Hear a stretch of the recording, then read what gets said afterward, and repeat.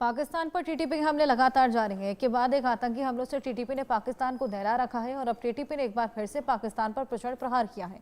दरअसल टीटीपी ने अल खंदक अभियान के तहत 21 अक्टूबर को 10 हमलों को अंजाम दिया। दक्षिण वजीरिस्तान, खैबर पेशावर समेत कई इलाकों में टीटीपी ने हमले को अंजाम दिया। आपको बता दें कि टीटीपी ने पाक सैनिकों को निशाना बनाया। टीटीपी के हमले में मुनीर सेना को भारी नुकसान होने की खबर है। यह हमला ऐसे समय में हुआ जब पाकिस्तानी सरकार ने टीटीपी के खिलाफ सख्त रुख अपनाया है। सोमवार को रक्षा मंत्री ख्वाजा आसिफ ने कहा था कि सरकार किसी भी हालत में टीटीपी से बातचीत नहीं करेगी। उन्होंने कहा कि पाकिस्तान केवल अफगान तालिबान के साथ संवाद करेगा, लेकिन आतंकवादी संगठनों के साथ नहीं। टीटीपी पिछले कई सालों से पाकिस्तानी सेना पर हमले कर रहा है, खासतौर पर अफगानिस्तान की सीमा से सटे इलाकों में। पाकिस्तान का आरोप है कि अफगान तालिबान टीटीपी को शरण और समर्थन दे रहा है। इससे दोनों देशों में रिश्ते लगातार बिगड़ते जा रहे हैं। हाल ही में पाकिस्तानी सेना ने अफगानिस्तान के अंदर टीटीपी प्रमुख मुफ्ती नूर वली महसूद को निशाना बनाते हुए स्ट्राइक की थी। इसके जवाब में महसूद ने वीडियो जारी कर खुद के जिंदा होने और पाक सेना में बदला लेने की बात कही थी। तब से दोनों पक्षों के बीच तनाव लगातार बढ़ता जा रहा है। एक बार भयंकर अटैक फिर से टीटीपी का देखने को मिला है। खैबर पख्तूनख्वा में भी हमने देखा किस तरीके से विद्रोह की आग धधक रही थी। इसी बीच अब एक तरफ बलूचिस्तान, एक तरफ अब टीटीपी के जो तमाम हमले हैं, खैबर पख्तूनख्वा में भी विद्रोह की आग धधक रही थी।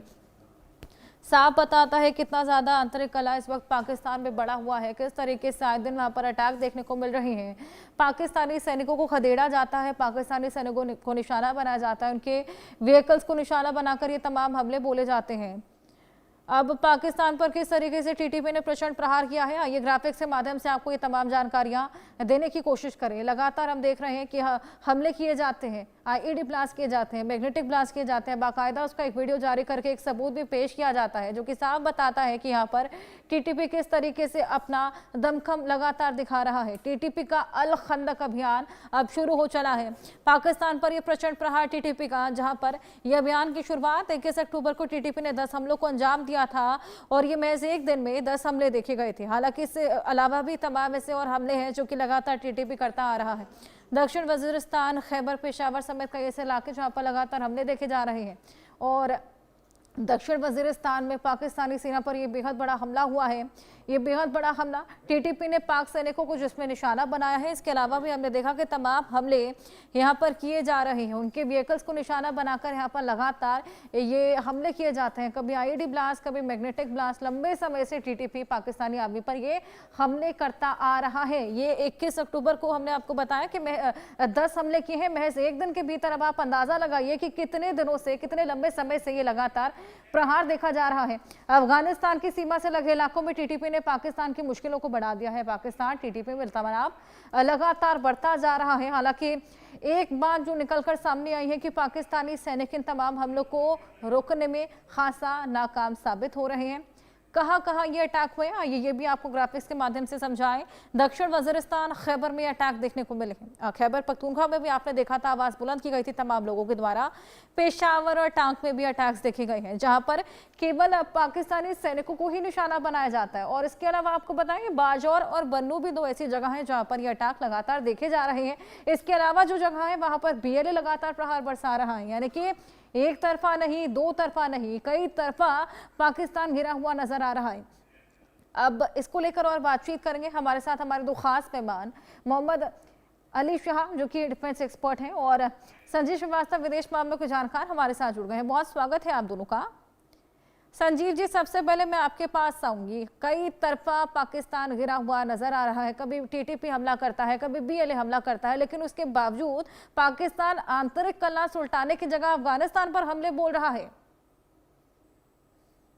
ये देखिए हर्षा जी, पाकिस्तान की जो एक नकारात्मक, अदूरदर्शी, ब्लाइंड साइटेडनेस जिसको मैं कहता हूँ, उस तरीके की जो सोच की वजह से पाकिस्तान इन सारी सिचुएशंस में लगातार घिरता जा रहा है, फंसता जा रहा है।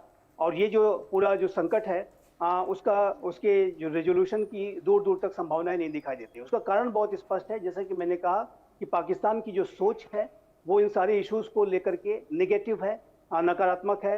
वो जो रियल इश्यूज हैं उनको वो एड्रेस नहीं करते हैं। जो पश्तून आबादी है खैबर पख्तूनख्वा की, उनके साथ वो सेकेंडरी ट्रीटमेंट करते हैं। उनको उनकी जो ग्रीवांसेस हैं उसको पाकिस्तान के जो पंजाबी सुन्नी डोमिनेशन वाले जो हुक्मरान हैं उसको एड्रेस नहीं करते हैं। और जाहिर है कि जो पश्तून आबादी है वो एक बहुत ही बड़ा इथनिक ग्रुप पाकिस्तान का है, लेकिन उसका जो दर्जा है, उसका जो यथोचित सम्मान है, जो उसकी जो समस्याएं हैं, उसको पाकिस्तान के पंजाबी सुन्नी डोमिनेशन वाले हुक्मरानों के द्वारा एड्रेस नहीं किया जाता है। ये उसका मूल कारण है। और जाहिर है कि अब जब तालिबान काबुल में सत्ता में जब से आया है 2021 से, उसके बाद से जो टीटीपी के जो तमाम आतंकी थे वो वहाँ की जेलों से आज़ाद हो गए, जो कि अमेरिका और नेटो फोर्सेस ने उन्हें अफगानिस्तान की जेलों में बंद करके रखा था।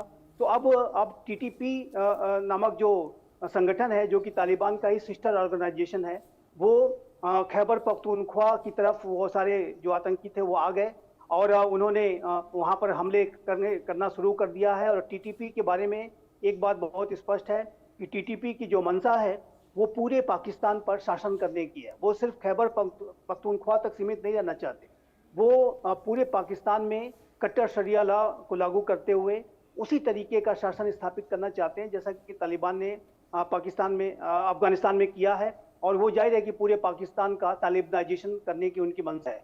और इस प्रक्रिया में वो जो पाकिस्तान के अनेक जो कट्टरपंथी संगठन हैं, सभी के साथ वो संपर्क भी बढ़ा रहे हैं। लश्कर जंगवी हो और लब्बैक जैसा जो संगठन है, जो अभी हाल में ही पंजाब में उसने बड़े हमले किए थे, सभी के साथ जो टीटीपी के संबंधों को बढ़ाने की भी जो प्रक्रिया है वो भी वो कर रहे हैं, ताकि अधिक से अधिक कट्टरपंथियों के साथ अपना संपर्क बढ़ाया जाए, संबंध बढ़ाए जाए।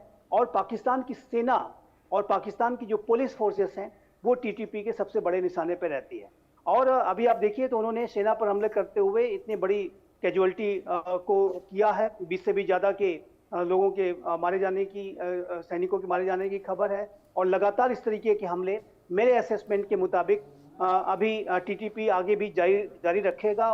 और इसका एक जो तात्कालिक कारण की अगर हर्षा जी बात करें तो अभी जिस तरीके से पाकिस्तान ने अफगानिस्तान के अंदर जाकर के एयर स्ट्राइक्स कंडक्ट की और पाकिस्तान और अफगानिस्तान के बीच में जो युद्ध की जो पूरी स्थिति है उसको भी टीटीपी अपने हितों के लिए एक्सप्लॉइट करते हुए उस आधार पर भी एक रिवेंज अटैक, बदले की कार्रवाई के तहत भी वो बड़े हमले करने की तैयारी कर रहा है।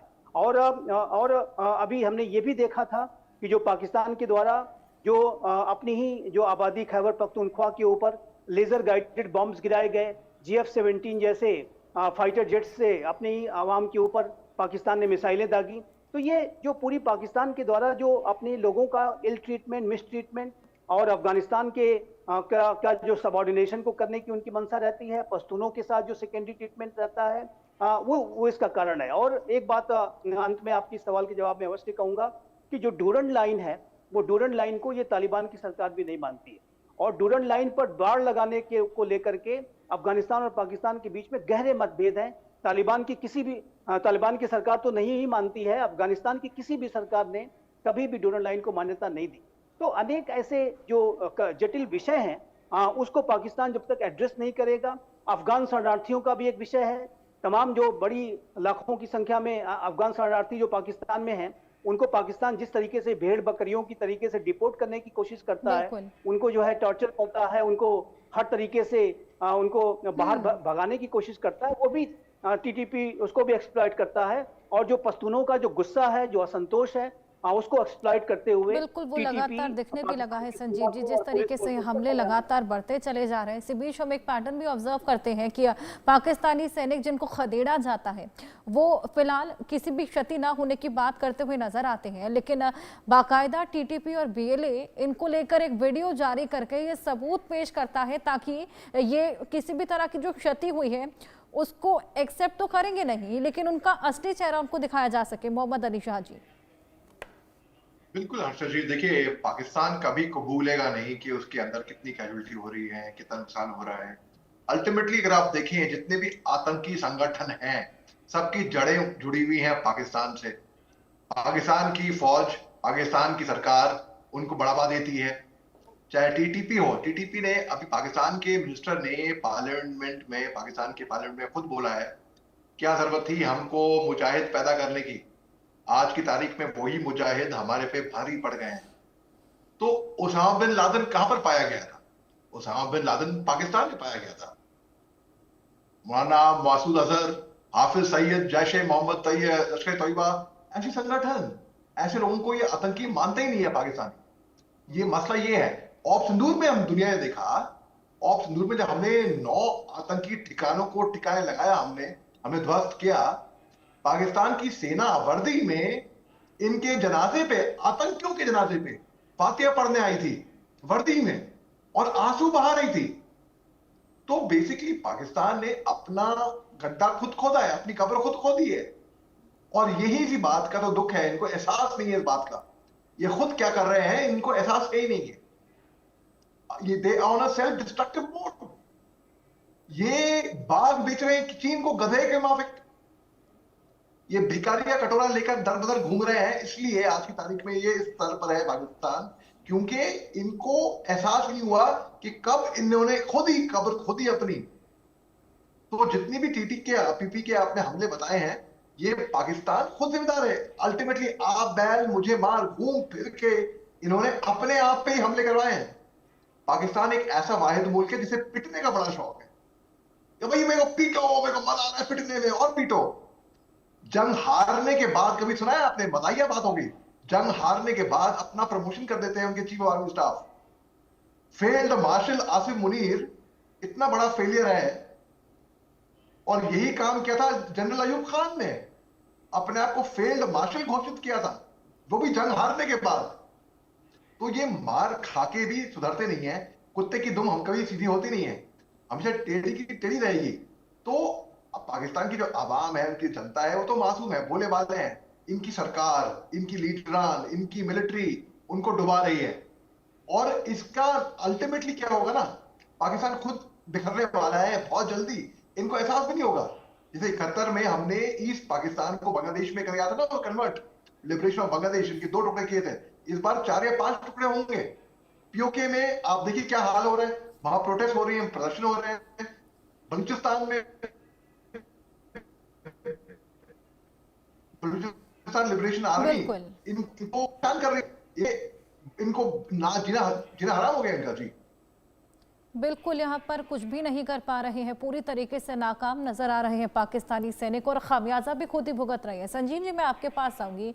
जिस तरीके से हमने देखा कि जो पाकिस्तानी सैनिक हैं वो निशाना बना रहे हैं, अब बन रहे हैं टीटीपी का, ये जो लगातार हमले देखे जा रहे हैं। इसी बीच हमने देखा कि ट्रंप जगह जगह शांति बहाली की तमाम कोशिशें कर रहे हैं, और जब पाकिस्तान अब इतना अजीज हो चला है तो क्यों नहीं इस आंतरिक कला को निपटाने में थोड़ी बहुत मदद करते हैं।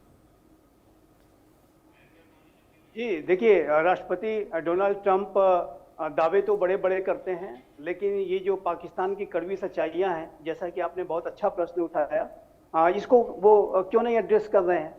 हालांकि एक बयान जरूर दे दिया था कि अभी मुझे अफगानिस्तान पाकिस्तान का युद्ध भी सुलझाना है, अब मैं शर्म शेख से लौट करके वही काम करूंगा, लेकिन ऐसा तो अभी वो कुछ करते हुए दिखाई नहीं दे रहे हैं, क्योंकि उन्हें पता है कि वो ज़्यादा कुछ उसमें कर नहीं सकते। ये जो पाकिस्तान का जो किया धरा है, जैसा कि मेरे मित्र मेजर शाह ने कहा कि ये जो पाकिस्तान ने जो गड्ढे अपने लिए खोदे हैं, कब्रें खोदी हैं, उसमें तो उसको गिरना ही है। ये जो भस्मासुर उसने खड़े किए हैं, फ्रैंकेनस्टाइन अपने लिए खड़े किए हैं, वो तो उसको जलाएंगे ही। बड़े बड़े जो सांप, हिलेरी क्लिंटन ने जो कहा था कि आपने बैकयार्ड में जो पाल रखे हैं, आज वो सारे सांप बड़ी डेंजरस हो गए हैं और उसको आप संभाल नहीं पा रहे हैं, और ये आपको ही डस रहे हैं। तो ये जो पाकिस्तान का खुद का जो किया धरा है, उसकी तो उसको सजा भुगतनी है, और वो जो बोया है उसने, जैसा उसको तो उसके कॉन्सिक्वेंसेस उसको भुगतने ही होंगे, वो तो काटना ही होगा जैसा आपने किया है। तो ये कर्मा जो पाकिस्तान का है, उसको जाहिर है कि पे बैक, फायर बैक जो भी कह लें, वो कर रहा है। और जब तक पाकिस्तान, जैसे मैंने कहा, कि अपने इश्यूज को जेन्युइनली एड्रेस नहीं करता, जब तक कि वो पश्तूनों को यथोचित सम्मान नहीं देता, जब तक कि वो अफगानिस्तान को यथोचित सम्मान नहीं देता। देखिए, पाकिस्तान के इस्टेब्लिशमेंट में इस तरीके की जो थिंकिंग है कि अफगानिस्तान को तो हमारे सामने वो कुछ भी नहीं है, अफगानिस्तान को तो हम जब चाहेंगे तब डील कर लेंगे, वो हमारा स्ट्रेटेजिक बैकयार्ड है, और वो तो हमारे जो वेसल स्टेट है, और उसको हम वो हमारे इशारों पर ही चलेगा। इस तरीके की जो एक गलतफहमियां जो पाकिस्तान ने पाल रखी हैं, अब वो बेहतर हो कि वो दूर हो जाए और पाकिस्तान अपने आप को संभाल ले। अफगानिस्तान के संदर्भ में उसका जो अप्रोच है जो उसको एक सबऑर्डिनेट की तरीके से बिल्कुल ट्रीट करने सजीव का जी, ये तो हम देख ही पा रहे हैं कि डोनाल्ड ट्रंप खैर पाकिस्तान को खनिजों के लिए और बिजनेस माइंडेड है, तो तमाम चीजों के लिए केवल इस्तेमाल ही कर रहे हैं। अब वो देखना होगा कि आगे क्या कुछ रुख अमेरिका का पाकिस्तान को लेकर रहता है। बहुत शुक्रिया आप दोनों का हमारे साथ जुड़कर ये इनसाइट्स शेयर करने के लिए। अब बात करेंगे